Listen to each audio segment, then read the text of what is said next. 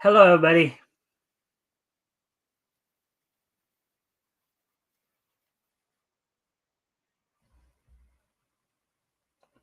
All right, today is Thursday, March the 6th, 2025.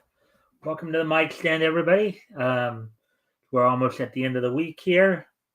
If you haven't already, of course, we can help out by liking and sharing the stream. See if we get some more friendly people in here to engage. It'd be appreciated. Also, if anything here grabs your attention, feel free to comment and or ask questions. I'll try to answer the questions to the best of my ability. Of course, we're going to give people a chance to come in before we get started. Um, of course, is watching some more cartoons from March of 1935 today. Probably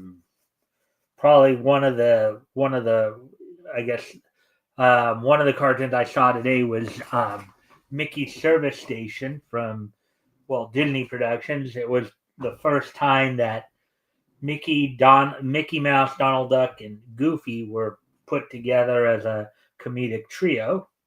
So that was kind of fun, and they were tasked of trying to, in a matter of 10 minutes, trying to get rid of a dingy sound or pingy sound from Pete's car. So that, of course, saw another one.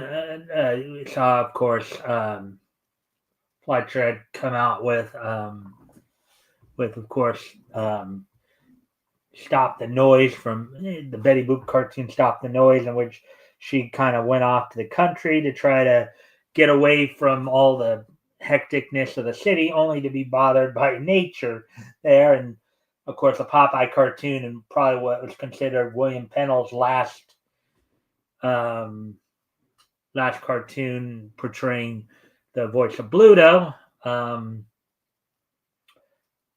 Pleased to Meet Ya, in which they tried to outdo one another, to see who got to stay with Olive after they both had come over to her house. And she just had enough of it after they'd been trying to beat each other up. uh, okay, so now we're coming up on 3 minutes here. So here's what's on tap for tonight. I do have an article from Bleeding Pool we're going to be going over tonight. It's, of course, I think it's a follow up to something we talked a little bit about. Art Spiegelman, From Mouse to Moose, Art Spiegelman's new documentary, Dig Deeper Hole. Of course, is an article by Avi Green.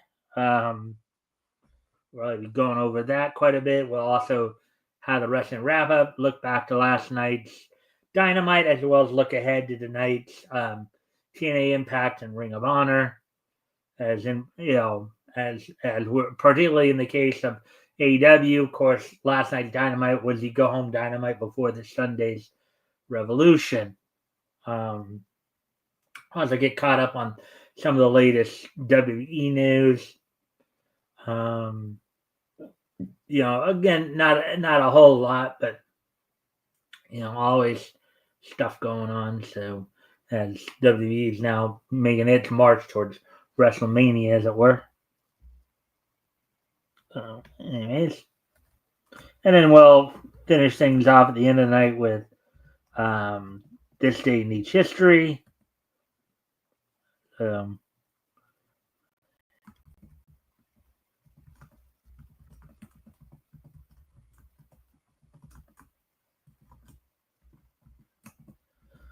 I'll try to do one more thing here, and then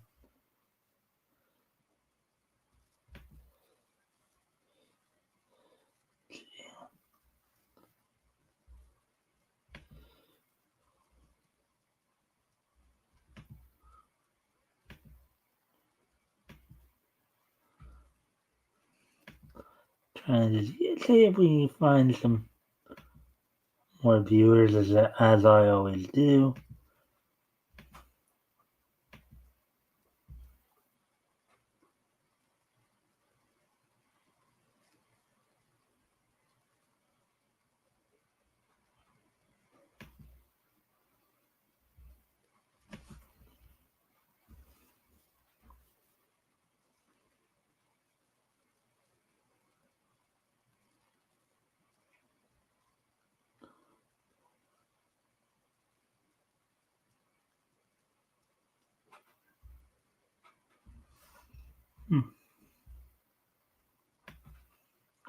All right. So with that being said, why don't we go ahead get started with the article tonight? Of course.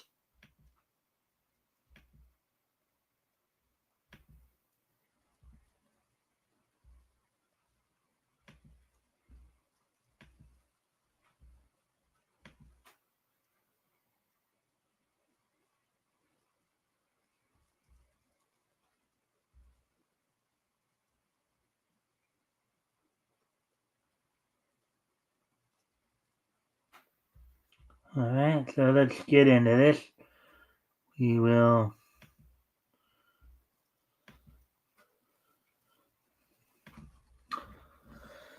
All right. So from Mouse, and that's how it's pronounced, Mouse, from what I understand, German, to Muse. Art Spiegelman's new documentary digs deeper hole. Article by Avi Green, published March 6, 2025. So that's today, obviously. A new documentary about cartoonist Art Spiegelman's debuted titled "Disaster Is My Muse," and hints at what a leftist propaganda machine it could be turn up in some politicized reviews. For example, here's Variety's review. Late in the doc, the artist embraces how timely that work remains as an anti-fascist monument to historical memory in the face of the book banning Trump administration, whose policies, including the mass deportation of those deemed undesirable, chillingly mimic those in Nazi Germany during World War II. Furthermore, as a Jewish man with a direct connection, the horrors of Nazi regime inflicted on millions of people, Spiegelman recently collaborated with author Joe Sacco on a 3-page comic about the alarming situation in Gaza. Through it all, Spiegelman remains motivated by the realization that there's no end in sight for the kind of person and collective trauma that has fueled his work thus far. Sounds like he's not a very happy person. uh, Now, just to remind everybody, of course, Variety is left leaning, so they're gonna take shots at Trump. Unfortunately, every chance they get. So this quote unquote documentary. This is Avi speaking again. Now, mind you, Avi himself is also Jewish, I believe. So I mean, it's one Jewish person criticizing another. So. Um, so this documentary, in quotes there, contains hints of a screed against right wingers and Israelis, and the trade magazines giving it their full backing. Full backing? Well, I guess that figures. The part about book banning is peculiar because during the Biden administration, they stopped celebrating the day dedicated to Dr. Seuss and his classic rhyme-emphasizing children's book, and the Seuss estate ceased reprints of 4 to 5 books of Theodore Geisel's, all because they allegedly contain racially insulting artwork. Oh boy. Why Spiegelman was once interviewed by the BBC 2 years before the woke embarrassment took place, and chances are he knew what happened. But apparently, he has nothing to say about childhood favorite books falling victim to cancel culture. Yeah, again, across all forms, whether it's in print form or visual form, in the form of cartoons. Sometimes some of this censorship we have to deal with is kind of ridiculous, you know. instead of looking, it's funny how most people, instead of looking back on these and looking at how far we progressed, as one person did in a recent, mentioned in a recent article I covered here, they talked about that, and I can tell you that some of these cartoons, in particular, they got banned. Even though we're talking more about a book here, um, you know, um, but some of this idea of censoring these old books, people tend to forget they were from another time, right? Now, granted, why the content of some of these cartoons and comics weren't, were not acceptable then, and they're not acceptable now. You should, the idea of banning them outright just because they're, offensive, particularly to today's crowd, is kind of ridiculous, because what it should show you is how far we have progressed from back then to now. Whereas back then it was just considered like commonplace. It was just, nobody really thought too much about it. Whereas now people are a little bit more conscious of it. But people, I think, are intelligent enough to be able to take it in the stride. It's like somebody who sees how a black character, let's say, was depicted back in the 30s or 40s, isn't going to think that that's how black people really are. Okay. I just don't believe that's likely to happen. So,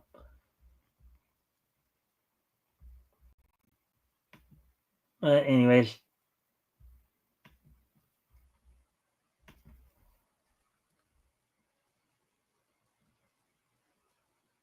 Hmm. If Spiegelman's never said anything about that, it proves his complaints about banning books are not genuine or altruistic, and suggests he's little more than a selfish man with no clear motivation. Um, so what do they mean by trauma anyway? He's obscured the victims of October 7, 2023, and even the victims of September 11th, 2001, with the way he's going about things.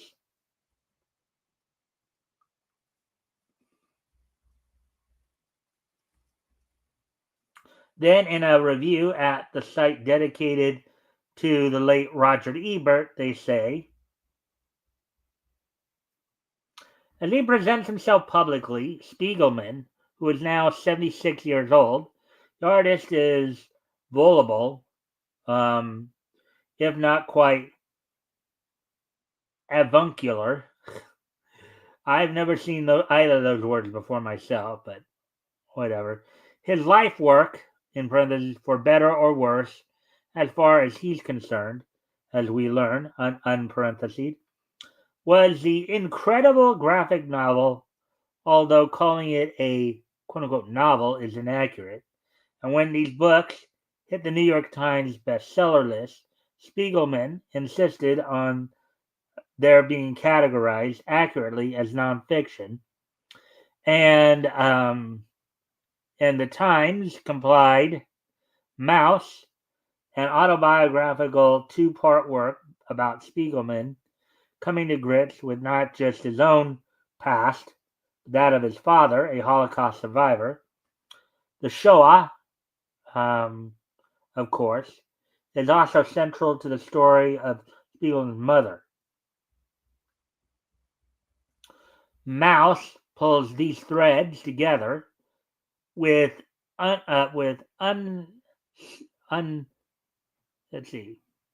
unstinting frankness, um, remarkable craft and artfulness, and occasionally very mordant humor. The work gained huge popularity and earned him a Pulitzer Prize, and then dogged him. He couldn't get out from under it. In an apt demonstration of the subtle, in the subtitle of Art Spiegelman Disaster is My Muse, quote unquote, it was 9/11, an event he and his daughter were such close eyewitnesses to that they were nearly wiped out by it. That gave him a new subject and yielded In the Shadow of No Towers. The movie ends on a bleak note, with Spiegelman observing the first Trump administration and bemoaning a new wave of fascism. Quote, we're gone from, in smaller quotes, never again to, in smaller quotes, never again and again and again, unquote. He says, one can't imagine that he's too thrilled by current events, but one is confident that he'll produce some work that's appropriate to the present moment. There's Avi's response to all that.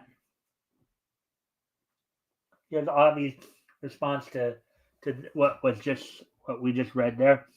So here, it's indicated there's allusions to the very small screed he and Sacco drew for the UK Guardian, and his ignorance on the issue of Islam is chilling. Does Spiegelman know many Gazans celebrated September 11, 2001, and does it occur to him how bad it is to exonerate a community that upholds one of the worst acts of violence against the U.S. as much as against Israel? And on the subject of his graphic novel, quote, In the Shadow of No Towers, unquote, this would-be review says, is back to the article that Avi's referring to. The book is not only a personal memoir of the experience of being in New York City during the attack, but it is also a strong social criticism on U.S. government's actions following the attacks. He accuses the Bush administration as using the tragedy as a way to justify their agenda. And here's Avi's response to that. Now, Bush did some bad things during his administration. He practically led to Israel under Ariel Sharon withdrawing from Gaza and enabling October 7, 2023, years later, and even excused Islam's role in 9/11 by claiming it was "quote unquote" hijacked. Yet that doesn't constitute the beef men like Spiegelman have against the beef men like Spiegelman have against Bush in any way. So what's Spiegelman's point here? Does that mean he thinks Islamofascism is worthy of exceptions and that it's okay for the Taliban to run a totalitarian regime that subjugates women? What's offensive about Spiegelman's reaction to the U.S. government at the time is that he's upholding a position that implies they shouldn't avenge the murder of nearly 3,000 people by bringing down the caliphates that backed the terrorists who committed the heinous crimes in 2001,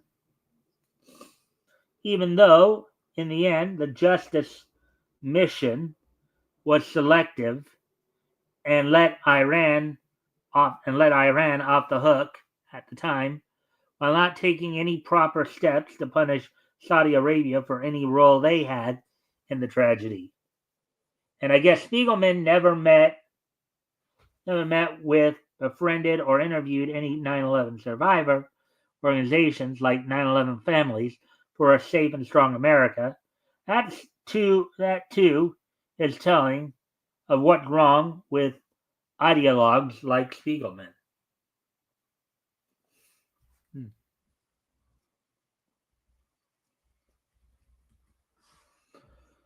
And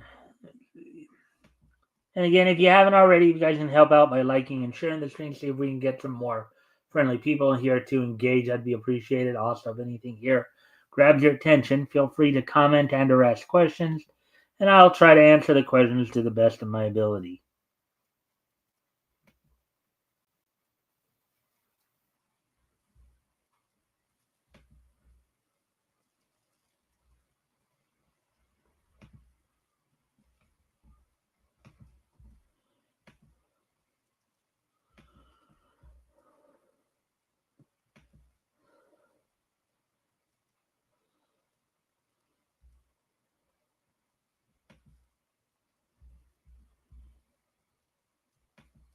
All right. So the Daily Cartoonist provides further clues where this quote unquote documentary is going. The titular phrase, disaster is my muse, reflects a recurring theme in Art's work. They're talking about Art Spiegelman here, the author on the comic Mouse. His mother's suicide led to Prisoner on Hell Planet, a 4-page comic that introduced Mouse several years before he began the longer form work. His strained relationship with his father shaped the 2 volumes of Mouse. The overwhelming attention from Mouse's success, which made him want to fade into the background, came the opportunity to create New Yorker covers, some of which became controversial. The U.S. media's tilt to the right after 9/11 led to him creating In the Shadow of No Towers, that ran in Germany because no major U.S. publisher wanted to touch it. The election of Donald Trump and the resurgence of illiberalism renewed interest in Mouse once again, and Art becoming an alarming voice against a nascent fascism in the U.S.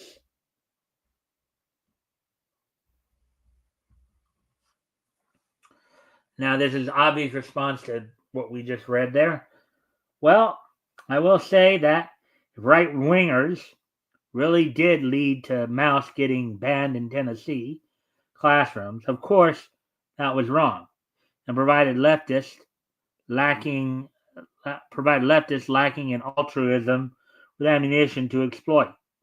But to completely absolve left-wingers of any wrongdoings on their part is reprehensible, and that Spiegelman clearly is letting Islamo-fascism off the hook is chilling. And that goes without saying. Some quote-unquote Artur, he really is. And I can't buy Mouse if that's how he's going to behave. Here's also the Ford's review. So there's another review that Avi's referencing here. And the thing is that compared to, let's say, some works from like some of his reports and stuff from like a year and a half ago, I've been really impressed that Avi is finally like backing up a lot of what he's saying by referencing a lot of these articles, taking excerpts out and then giving his take on them. So before he'd just make a bunch of blanket statements and not really provide any support for them. I would think if I had to guess, probably thought most people who read him would understand what he's saying. But I like that now he's supporting what he's saying here by referencing it through the articles and then giving his take on them.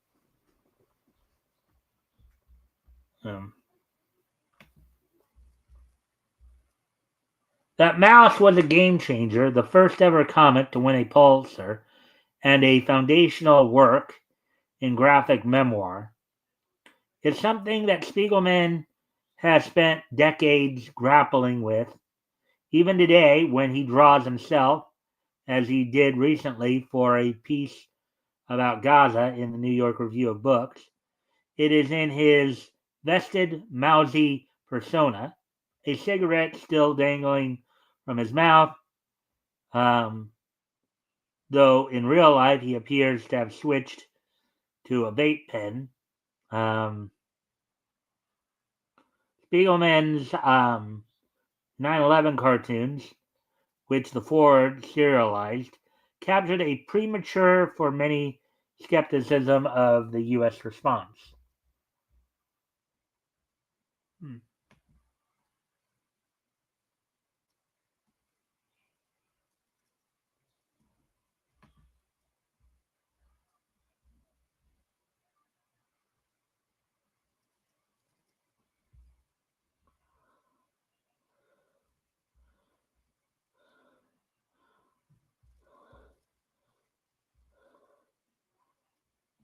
Right, so anyways, we continue on there.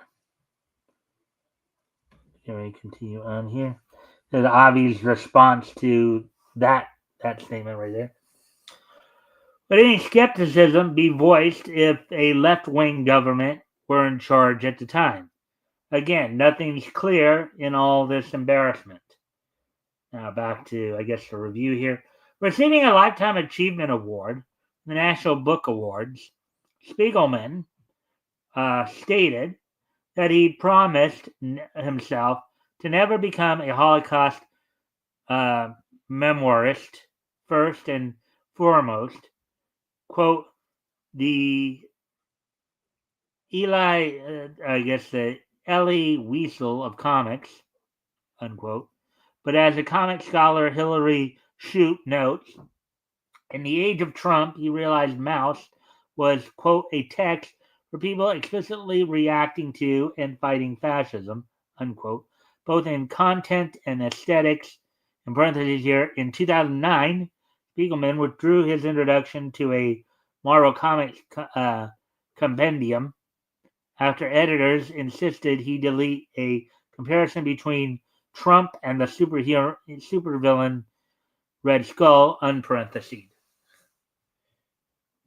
Yeah, they didn't want to probably have some heat from Trump there, yes.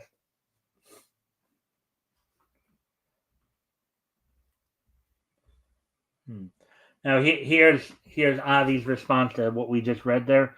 Considering how bad some of the left's attacks on Trump at the time were, it was miraculous that Marvel editorial didn't want political screeds injected at the time.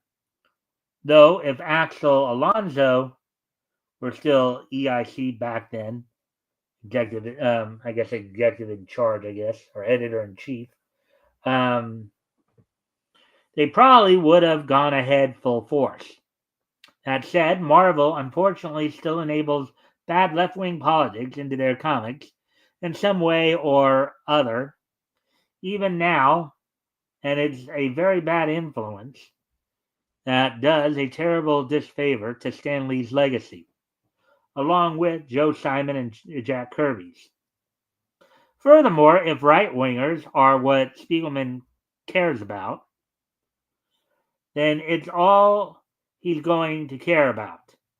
His attempts to attack Trump in the Marvel compendium was cheap and uncalled for, and he trashed a big chance to show he could take on more challenging issues.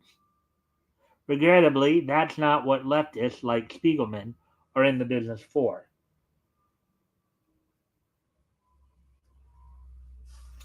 And we're back to an article here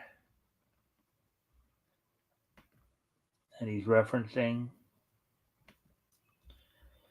When a Tennessee school district banned Mouse in 2022, the urgency of the work became even clearer. Quote, I never thought I would live to see something where America, which saved my parents after the war and gave them a new start in life, could be tilted toward a new kind of fascism, unquote, Newman said in a Zoom talk shown late in the film. In the banning, which extended beyond Mouse to graphic novels about LGBTQ issues, racism, and an illustrated diary of Anne Frank, Spiegelman recognized a new form of Nazi book burning. Quote, it's like destroying memory yet again, unquote, Spiegelman argued. See how Avi responds to that statement. Depending how one sees this, it's weird he literally considers conservatives to blame during a time when a liberal government was in charge, and has no complaints about Joe Biden's management, if at all. And does he believe it's okay to teach children about homosexuality and imply it's an inherently positive example? Sigh. What's more, if he's really worried about book burnings, then was he outraged at what a school in Canada did a few years ago? If he had nothing to say about that, then again, his sincerity is in doubt. It's like you would think that, yeah, good for the goose, good for the gander. In other words, if right wingers are doing it, it's bad when right wingers are doing it. It's just as bad when left wingers are doing it. But he's only condemning the right for doing it. Then basically Spiegelman's just full of it.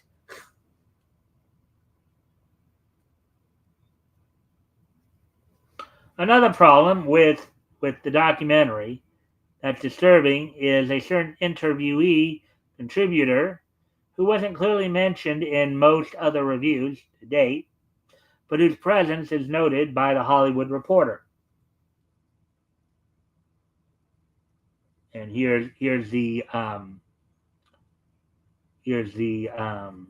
portion of that article, I guess, from the Hollywood. So you can spot the virtual timestamp on the documentary from the presence Aileen Kaminsky Crum. That name sounds a little bit familiar. Who passed away in 2022.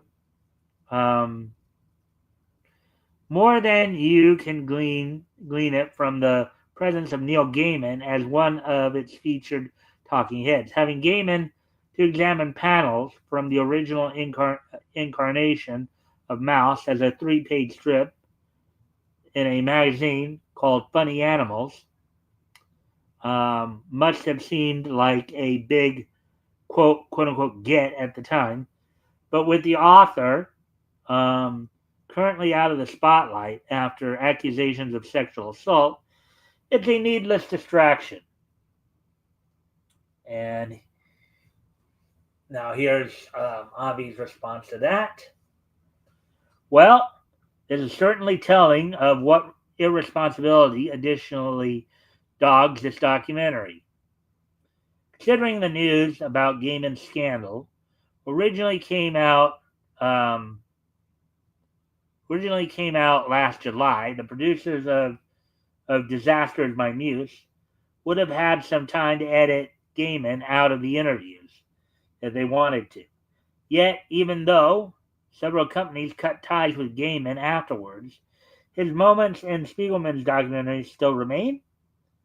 This also reminds me that Gaiman was a contributor to Frank Miller's recent documentary, quote unquote, American Genius. And one can only wonder what even Miller thinks now. Because Gaiman can be just as much a distraction there, too, after what was discovered.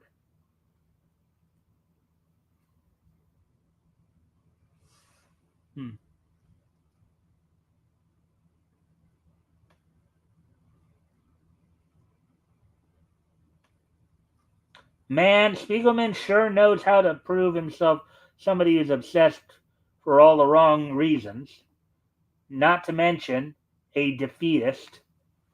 As a result, he's rendering whatever vital message Mouse had almost meaningless. I do like to watch documentaries, but this is one that's certainly not worth the price of admission and does no favors to the comic world. All right, so there we go with that one. He had quite a few things to say about Mr. Spiegelman. It's like, now he's commented before how Spiegelman's kind of a self-hating Jewish man, apparently.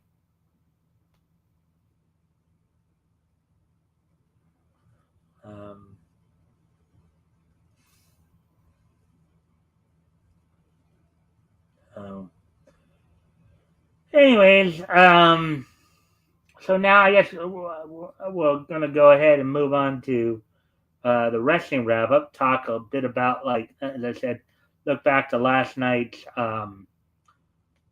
Dynamite. Look ahead to tonight's Ring of Honor and Impact shows. Of course, with going back to last night's Dynamite, as it were, to go home Dynamite. heading in. Now there has been some talk. Let's just do some quick WE news here, real quick. There has been some talk that Stone Cold Steve Austin might make an appearance at this year's WrestleMania. Not necessarily confirmed as of yet. Now it's been commented that he doesn't necessarily like to leave his home in Vegas now, but since this year's WrestleMania will be in Vegas, there's some talk that he may, they're, I guess, maybe in talk to them to try to get him to show up for the event. So we'll be staying tuned to that. And it looks like too that a current WWE personality has actually been removed from the site altogether. He wasn't even put in. So a guy by the name of Miller, who was, I guess, the host of some of their like shows online, was apparently let go from the company, but he's not even in the alumni section now. So there's some speculation that he may have been something may have been going on backstage. But anyways, that's all we got for the WWE side of things. So for AEW, before we get into Dynamite, it looks like AEW has signed a deal with Amazon Prime to be showcasing some of their events, starting with the Sunday's Revolution. And of course, speaking of the Sunday's Revolution, of course, looking back to last night's Dynamite, the go home Dynamite before the Sunday's Revolution. The opening match saw Powerhouse Hobbs, Will Ospreay, and the conglomeration duo of Mark Briscoe and Orange Cassidy defeat Brian Keith of the Learning Tree and the Don Callis family of the Murder Machines, Lance Archer and Brian Cage, as well as Mark Davis. Of course, Davis and Ospreay were formerly in the United Empire stable over in Japan. Came over kind of together. Well, Davis and Fletcher came over first, and then Ospreay signed later. In the second match, Cope has finally fully cleared the way for a one-on-one match for his upcoming title shot at Jon Moxley this Sunday at Revolution, as he defeated Wheeler Yuta in about 11 and a half minutes. Then in a women's tag match, Megan Bayne and Penelope Ford defeated Chris Statlander and Thunder Rosa in a tag team match. As Megan Bayne continues to make an impression in the company since signing. Jay White answering Max Caster's open challenge, dropped him to 0-4, I believe, in just 40 seconds. The main event saw AEW with basically implications for this Sunday's Revolution. AEW Continental Champion Kazuchika Okada and Ricochet defeated Brody King and Swerve Strickland. Of course, Brody King signed, I believe, last night that Brody King and Kazuchika Okada will be going against each other for the AEW Continental title, while as we previously noted last night, Swerve Strickland and Ricochet will be taking each other on for a number one contendership match to see who will become the next number one contender to the AEW World Heavyweight Championship. So that's all we got for the AEW news. Let's see. Now moving on, of course, to what to look forward to tonight's TNA and Ring of Honor shows. So first off, on Access tonight, with, of course, your coming from the Full Sail University in Winter Park, Florida, with your commentators Tom Hannafan and Matthew Rainwalt. Tonight's Impact will feature Elijah's singles debut in TNA as he takes on the System's Brian Myers. In a non-title tag team match, TNA World Tag Team Champions, the Hardy Boys, Jeff Mark Hardy, take on the Colognes, Eddie and Orlando Colon, in the Battle of Brothers, Battle of Brother Duos. Savannah Evans takes on Zaya Brookside in a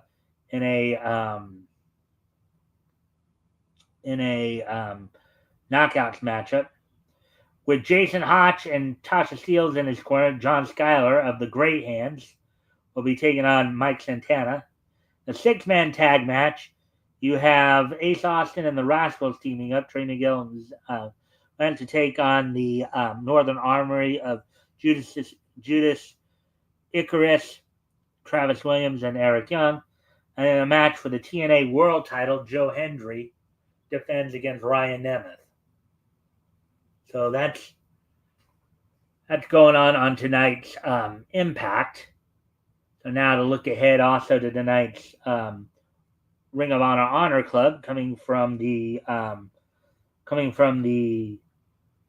Front Wave Arena in Oceanside, California. Thunder Rosa will be taking on Brittany Brooks on the show tonight.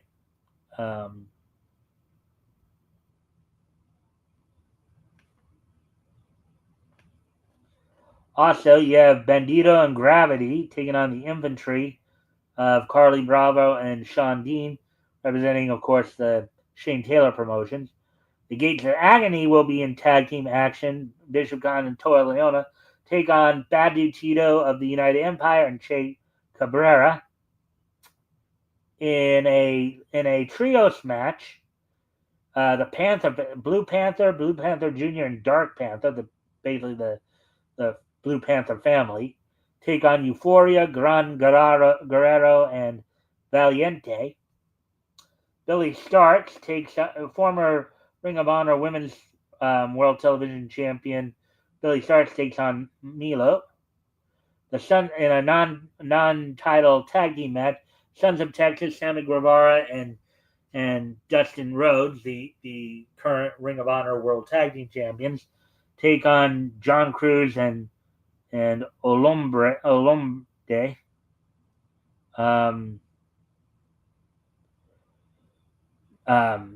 Making his return to the American ring, Satman Singh, coming back from a tour down in Mexico with CMLL, teams with Jay Lethal with Sanjay Dutt in their corner to take on Flex McCallion and Richie Slade.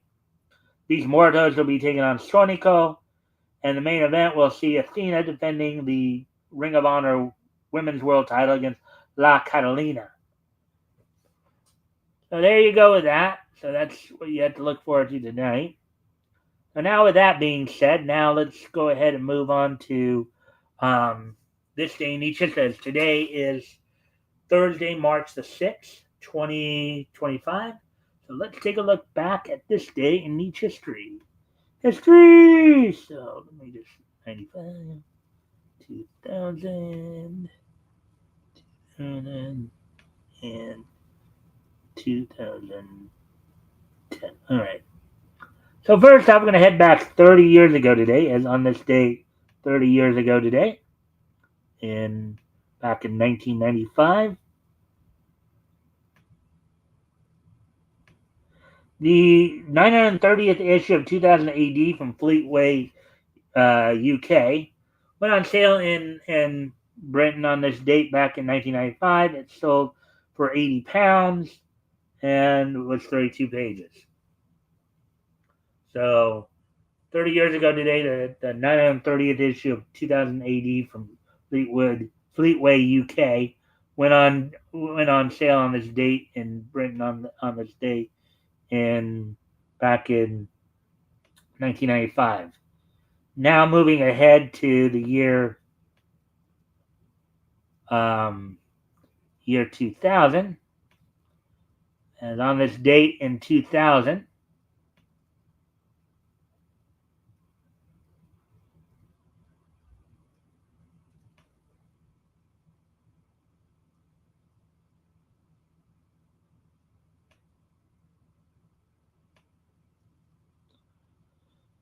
on this year and the date. Oh, I see. Okay. On this year in the year 2000, from the Springfield Civic Center in Springfield, Massachusetts, WWF held its Monday Night Raw event. From that event, the main event saw The Rock defeat Chris Benoit in a steel cage. Crash Holly retained the WWF Hardcore Championship over Viscera. So Dean Malenko and Perry Saturn of the Radicals with Eddie Guerrero in their corner defeat Christian and Edge.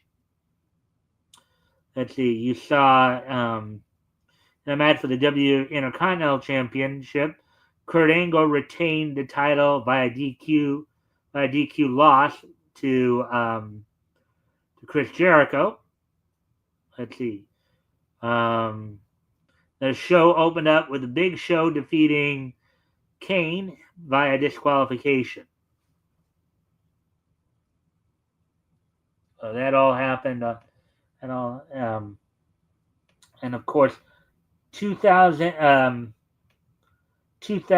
was just so nice that we're gonna hit it twice. As also on this date in the year, well, normally it's nice, but in this case, not quite so nice. As on this date in the year 2000 up in Canada, Canadian actor John Colicos passed away at the age of 71. To most of us in the animation field, of course, Colicos was the man who provided the voice of Apocalypse in the X-Men cartoon in the early 90s. Of course, he had a pretty long career, as it were, but for most of us from the cartoon side of it, he also was Commander Kor in the original series of Star Trek franchise, Errand of Mercy. That's another thing he was known for, a reprisal role there. But for the most part, on the cartoon side of things, he was the guy who provided the voice of Apocalypse in the X-Men cartoon of the early 90s. So passed away at the age of 71 there. And finally, on this date in 2010, did I get that up?